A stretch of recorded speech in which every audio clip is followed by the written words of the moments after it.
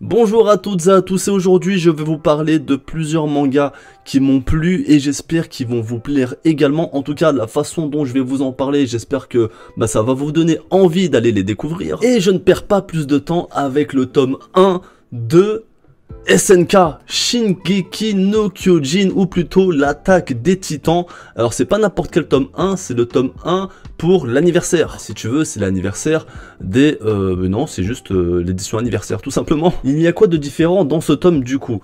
Il y a la jaquette, qui est différente, qui est un petit peu en 3D sur le titan, qui est présent ici, c'est plutôt agréable au toucher, qui est assez brillante également, mais c'est pas pour ça qu'il faut l'acheter. C'est parce que à l'intérieur, déjà tu as des pages inédites en couleur, et en plus à la fin tu as le tome entre guillemets 0. Et qu'est-ce que le tome 0 de l'attaque des titans? Eh bien si tu veux, Isayama, avant de faire l'attaque des titans tel que tu le connais aujourd'hui, eh bien il est parti voir la maison d'édition, qui je ne sais plus c'est laquelle au Japon, et il leur a donné un premier aperçu de ce qu'il voulait faire. Et c'est vrai que l'œuvre de base originale de ce qu'il voulait faire est assez différente de SNK que tu connais aujourd'hui. Il faut savoir que SNK est édité dans la catégorie seinen. Alors seinen, c'est des thématiques qui sont un peu plus adultes que les shonen. Des fois un peu plus, des fois beaucoup. C'est plus gore également, il y a plus de violences qui sont entre guillemets, je dirais pas traumatisantes parce que c'est pas forcément le mot, mais qui sont un peu plus dures que dans certains shonen, surtout les shonen neketsu. Bon après t'as toujours des exceptions, hein, mais on va dire de façon générale. Eh bien le premier essai de Isayama sur SNK était plus de type shonen que de type seinen. C'est-à-dire qu'il avait les codes du shonen, et c'est ça qui est intéressant à voir. À la base, le héros devait être un homme assez mûr, j'allais dire âgé, mais c'est plutôt mûr, à peu près entre 20 et 26-27 ans. Il affronte des titans, et il est censé avoir un élève. Et ça, tu le vois quoi? Dans les shonen. Bon, après, il y a toujours ce côté gore que tu as dans l'attaque des titans. La trame de départ est sensiblement identique, mais les protagonistes et comment doivent se dérouler les événements sont vraiment différents. Il y a du coup cette relation que tu as entre apprenti et maître que tu n'as pas dans SNK. Il y a aussi cette notion de dépassement de soi et d'apprentissage qui, en fait, il n'y est pas clairement, mais ça nous laisse comprendre que si ça part sur cette thématique-là, eh bien les autres chapitres vont partir sur un apprentissage, un dépassement de soi, des montées en compétences, et ensuite des level up et des combats en veux-tu en voilà. Donc est-ce que SNK en shonen aurait été une meilleure version que la version seinen?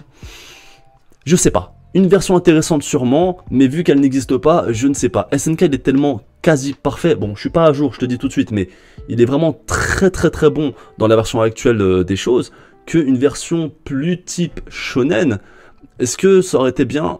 Je sais pas. En tout cas, je te conseille véritablement, si tu es fan d'SNK, de te procurer ce tome 1, juste pour ce tome 0 là. Je t'en avais parlé lors de ma précédente vidéo lecture manga, c'est le manga Windbreaker. Et Windbreaker, j'ai lu le tome 3 et le tome 4. Je trouve que pour la France, c'est un très bon Furio. Et je redis, pour la France, pour ce que nous avons en France en termes de Furio.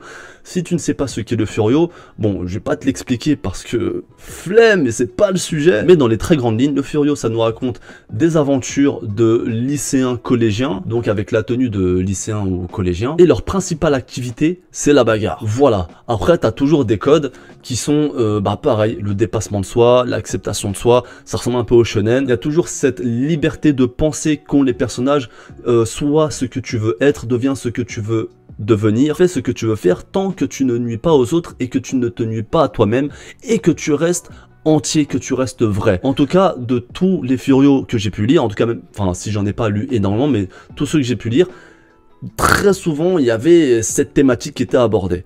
Et on la retrouve véritablement dans Windbreaker. Il y a un autre truc intéressant dans les Furios qui s'applique vraiment une toute petite mesure dans la vraie vie, c'est que parfois tu connais mieux quelqu'un en le combattant, alors que ce soit dans la joute verbale ou que ce soit physiquement, quelque part c'est pas faux. Pour avoir fait du sport de combat, je peux te dire qu'effectivement ton adversaire, il y a des aspects que tu ne verras pas de lui dans la vraie vie, que tu ne verras que sur un ring ou lors d'un combat, d'un match ou peu importe. Et là pour le coup, Windbreaker, il a bien ces codes là, ça fonctionne, ça fait le taf. En termes d'histoire, ça va pas chercher trop loin, c'est juste deux gangs qui se foutent sur la gueule. Alors oui, au début le gang protagoniste, donc celui qu'on va suivre, c'est pas des voyous pour être des voyous, à la base c'est des voyous, mais ils ont décidé de protéger leur quartier, leur ville contre tout élément perturbateur. Et peu importe ta position, peu importe qui tu es, même si tu es un grand politicien ou peu importe qui tu es, un policier, si tu viens dans la ville et que tu fous la merde, ils vont te casser la gueule. Mais à part ça, rien de fou en termes d'histoire. En revanche, côté combat, on est vraiment servi.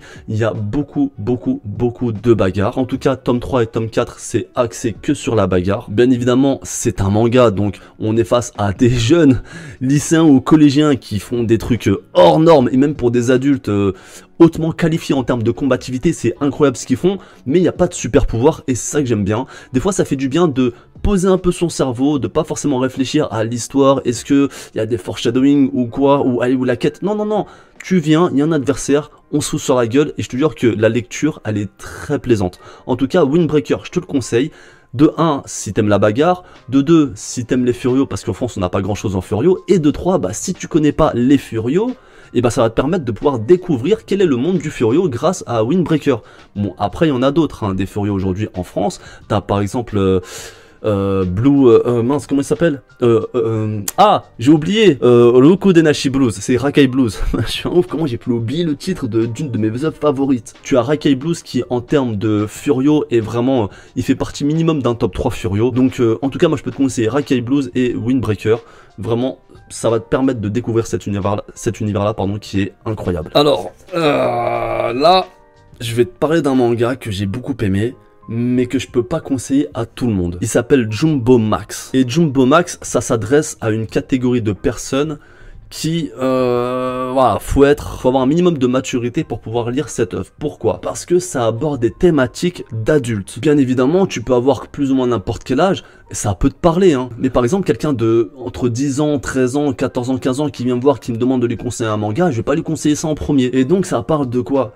En fait, si tu veux, c'est le monsieur qui est là. Il s'appelle Tateo Sone et c'est un pharmacien. Il est âgé déjà d'une 40aine d'années. Donc, pour s'identifier à lui, bah, tu peux pas être un jeune garçon, un jeune adolescent ou un jeune homme, tu vois. Il faut avoir un certain kilométrage sur l'autoroute de la vie pour pouvoir s'identifier à un mec de cet âge-là. Le truc, c'est que physiquement, il est pas du tout dans les stéréotypes de critères de beauté que nous impose la société. Il est plutôt timide, renfermé, un peu grassouillé, pas très grand en taille et physiquement, effectivement, pas très attractif. Un jour, il rencontre une jeune femme plutôt séduisante, tout le monde est choqué, ils se disent mais attends, comment ce canon peut se mettre avec cette mocheté, pour te dire à quel point il est moche. Il se marie et un beau jour sa femme elle lui dit bah écoute, je suis enceinte, c'est incroyable. Et tu vois que sa réaction, bah elle est mitigée. Du coup il se dit dans sa tête, mais comment elle peut être enceinte de moi alors que je suis impuissant? C'est physiquement impossible, c'est sûr, elle m'a trompé. Le truc c'est qu'il est tellement gentil qu'il garde tout ça en lui. Il veut pas le dire à sa femme pour pas faire exploser son couple. Il se dit ouais bon, elle m'a trompé, mais physiquement j'aurais jamais une autre femme comme ça, tu vois. Donc vas-y, je prends sur moi, c'est pas grave. Et puis quoi qu'il en soit, le bébé, cet enfant, je vais l'aimer comme si c'était mon propre fils. Il va se passer un concours de circonstances qui va amener notre héros à tomber sur une pilule similaire au Viagra. Sauf que lui, bien évidemment, 40 ans, il a tout essayé. Toutes les pilules de cette planète, il les a testées. Et bah, son machin, il n'arrive pas à se mettre au garde à vous. Il prend cette pilule, et là, magie. Le miracle opère. C'est même pas un garde à vous. C'est un poteau électrique. Il se dit mais waouh, mais c'est quoi ce médicament miracle? Le problème c'est qu'il avait qu'une pilule. Du coup, il fait tout pour retrouver la personne qui lui a fourni cette pilule, mais pas dans l'objectif de les consommer. N'oublie pas, c'est un pharmacien et le mec il a des connaissances en chimie. Et son objectif c'est de faire quoi? C'est de trouver la composition chimique exacte pour pouvoir créer ce médicament et en avoir jusqu'à la fin de sa vie et pouvoir être un cheval. Hihihi. Oui, je fais très mal le cheval, mais je suis pas imitateur. Les histoires qui vont graviter autour de ce personnage sont assez intéressantes parce que la personne qui va lui fournir la pilule, enfin les pilules parce qu'il y en a que 3, lui il cherche juste à se faire du pognon et aussi à l'arnaquer quelque part. Il y a cette jeune fille aussi, je sais plus comment elle s'appelle, et bien elle est à la fois bienveillante et à la fois bah tu vois qu'elle est pas nette. D'un autre côté, il y a sa femme qui est enceinte et qui a pas l'air très claire parce que elle lui dit non mais en fait lorsque on a fait notre lune de miel, bah t'étais bourré et puis tout s'est très bien passé, je veux dire dans notre intimité, donc c'est pour ça que t'as réussi à être au garde à vous et on a pu faire ce qu'on avait à faire. Le truc c'est que entre la lune de miel et les quelques mois qui se sont écoulés, bah intimement il s'est plus rien passé. Donc c'est pas normal. Donc moi je pense que la meuf déjà elle est bizarre. Puis il y a l'autre jeune fille qui travaille aux côtés de Tatoe. C'est Tatoe s'appelle, c'est ça, ouais? Ouais, Tateo, pardon, qui elle n'est pas trop nette. et il y a le pseudo dealer qui veut l'arnaquer. Et lui, au mieux de tout ça, il est très gentil, son objectif c'est juste de créer un nouveau médicament miracle pour tout le monde, en particulier pour lui, évidemment. Comme tu viens de le comprendre, c'est pas une œuvre à mettre entre toutes les mains, c'est pas pour un public forcément averti, mais c'est pour un public qui est prêt à explorer d'autres aventures que ce qu'il a l'habitude de lire. Admettons, t'es très axé shonen, baston, ambiance Kimetsu no Yaiba et tout, bah ouais, ça va peut-être pas te plaire. Maintenant, si t'es prêt à partir à l'aventure et essayer d'élargir tes horizons, eh bien je te conseille véritablement ce manga qui est assez pas mal. Je te présente maintenant Yokai War, qui est un shonen aux éditions Nobinobi. Nobinobi, c'est une filière de Pika Édition. Et Yokai War nous raconte les aventures d'un jeune garçon, alors il est vraiment très jeune, il doit avoir peut-être entre 12 et 14 ans, qui s'appelle Watanabe et qui a perdu son papa. Je me rappelle plus comment, mais en tout cas son papa est décédé. Il a un petit frère et Watanabe déteste son petit frère parce que il l'accuse d'être à l'origine de la disparition de son père. Il n'est pas forcément méchant avec lui, mais à côté de ça, il ne fait rien pour être un bon grand frère. À un moment donné, il y a des yokai qui arrivent. Et qu'est-ce que c'est que les yokai? Eh bien, ce sont des esprits ou des démons du folklore japonais. Donc déjà, moi, j'entends ça, ça me plaît. Maintenant, faut voir comment l'histoire est goupillée. Et bien là, les yokai font appel à notre jeune ami Watanabe pour les aider à combattre un géant yokai qui lui veut détruire le Japon. À savoir que dans ce manga, chaque pays a ses yokai. Donc, je comprends que si on détruit le Japon, eh bien, ça détruit également les yokai. Et eux, ils ne veulent pas ça. Parce que, bah, si ça détruit... Enfin, s'il n'y a plus de Japon, où est-ce qu'ils vont? Est-ce qu'ils vont dans un autre au-delà? Est-ce que là, ils vivent entre la frontière, justement, qu'il y a entre l'au-delà et le monde réel? Je sais pas, mais en tout cas, ils sont bien là où ils sont. Et eux, ce qu'ils veulent, c'est continuer à vivre comme ça. Mais le géant yokai, bah, il est très problématique. On apprend également que ce jeune Kei Watanabe, c'est un descendant, alors un loin descendant, d'un grand samouraï qui, lui, avait déjà combattu des yokai surpuissants. Donc... c'est quelque part l'élu. Je vais pas te mentir, au début j'ai un petit peu mal à rentrer dedans parce que bon, les dessins c'était pas trop ma came, même si c'est plutôt très bien fait, mais dans certaines nouvelles œuvres j'ai du mal des fois à accrocher pendant les 2 ou 3 premiers chapitres. Mais là, pour être totalement honnête, la fin, en tout cas les derniers chapitres, vraiment m'ont donné envie de poursuivre ma lecture. Ce petit garçon, il veut pas forcément devenir le sauveur des yokai, il veut pas être le digne héritier de son grand-père, ça date d'il y a 1000 ans, tu vois, donc ça fait un grand moment. Lui, il s'en fout de tout ça au départ, mais son petit frère, il va se faire capturer. Alors quand je dis capturer, c'est pas trop capturer, c'est plus... voilà, il est parti dans un train magique. Enfin, c'est pas vraiment magique parce que après ça fait bizarre, ça rend pas ouf. Un train, si tu veux, qui te fait passer du monde des vivants au monde des yokai. Et le petit, il est parti, il fait au revoir, grand frère, je vais bien m'amuser. Il faut que j'aille récupérer mon frère, il n'a rien à faire dans le monde des yokai. Du coup, arrive un yokai divin, peu importe, mais un yokai qui a l'air extrêmement badass, et qui va l'épauler le long de sa quête. Même si lui aussi, il n'en a pas trop envie. Donc au final, au niveau des dessins, je me suis plutôt bien habitué. Encore une fois, c'est pas moche, hein, c'est juste que c'est un coup de crayon que... moi je trouve pas forcément dingue, mais plus on avance, plus il y a des planches qui sont vraiment incroyables. L'histoire, eh bien, je suis finalement rentré dedans. Le seul problème à ce manga, c'est que c'est en 3 tomes. Et de façon générale, je suis assez déçu des mangas qui se finissent assez rapidement.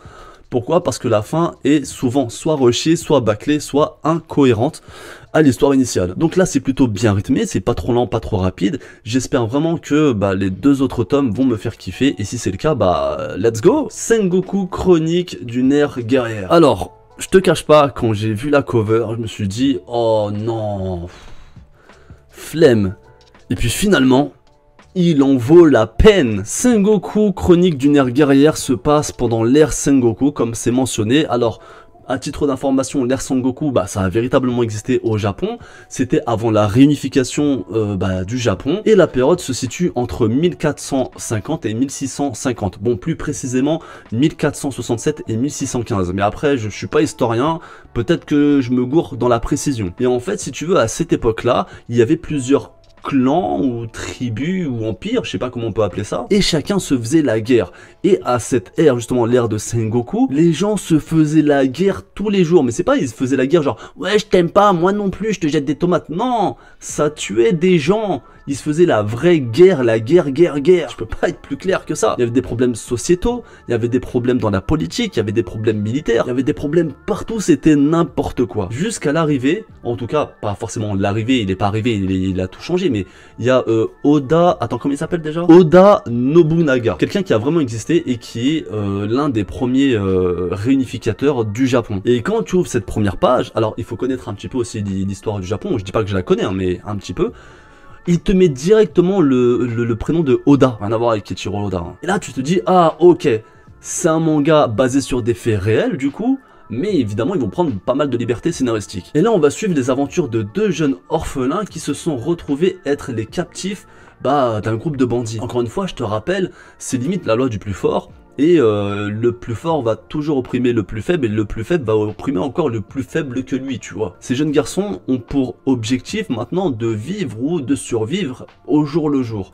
Et ils vont tomber sur un autre groupe, sur un groupe d'orphelins, donc ils sont à peu près une dizaine ou une quinzaine, qui s'autogèrent, il n'y a aucun adulte avec eux. Et le chef de ces orphelins-là, il a un rêve incroyable, c'est de créer un pays où il n'y a aucune criminalité, aucune guerre, aucun vol. Le mec, il a 15 ans, 14 ans, il veut créer un pays. Moi là, je suis là, j'ai plus de 30 piges pour aller pisser, je me pose la question, est-ce que j'y vais maintenant ou j'attends demain? Lui, il veut créer un pays, quoi. Non mais, dans ce tome 1, il y a de l'intrigue, de l'histoire, du relationnel, il y a des combats qui sont assez sanglants, ça pose de bonnes bases par rapport à l'histoire, donc un très bon tome 1. Le seul problème, lui aussi, c'est que c'est en 4 tomes.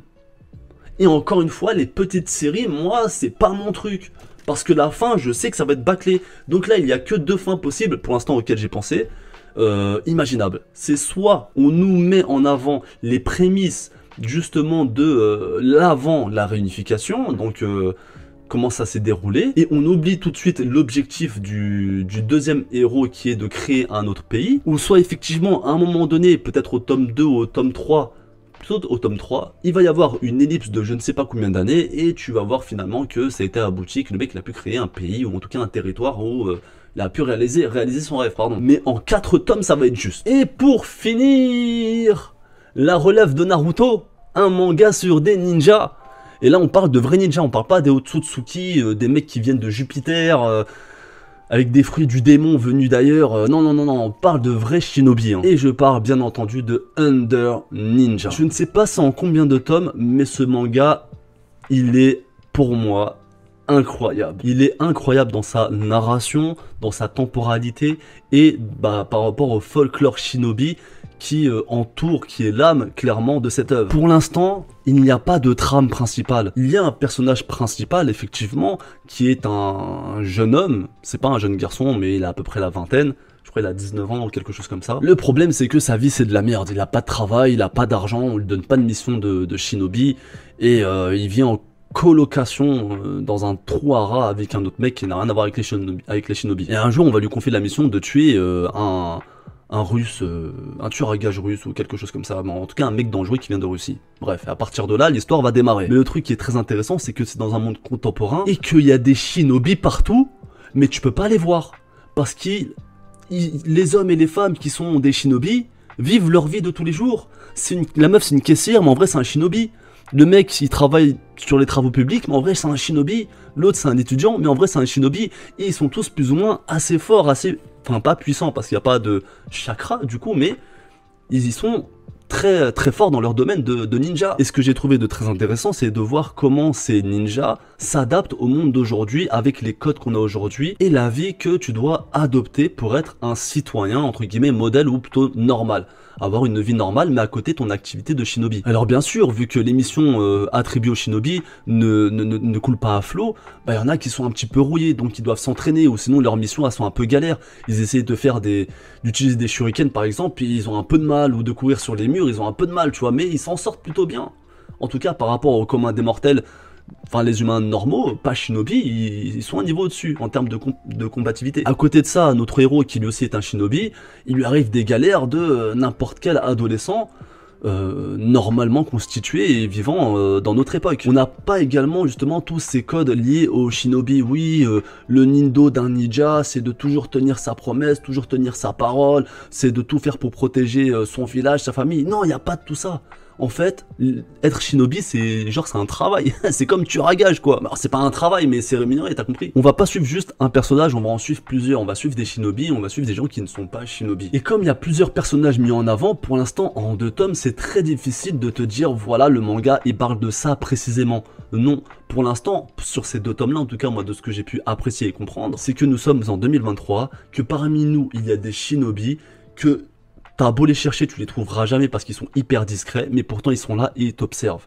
Et que de temps en temps, on leur donne des missions.